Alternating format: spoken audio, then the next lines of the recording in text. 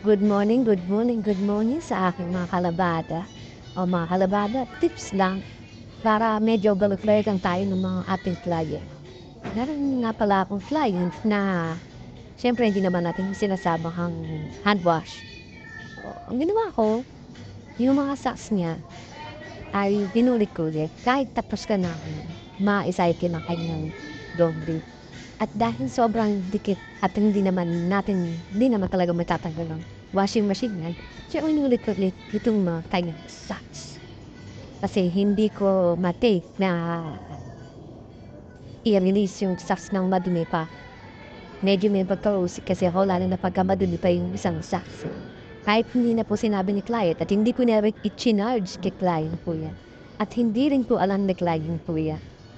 So, para balik-balikan na lang tayo ng ating mga sulit.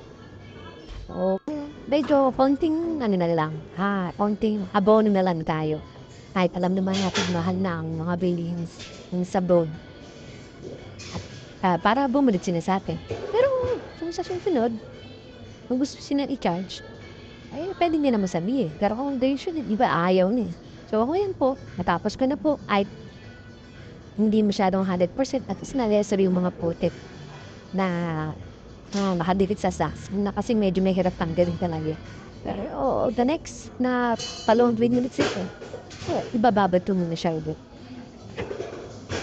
ng kawang gawa para at least balik-balikan tayo may client.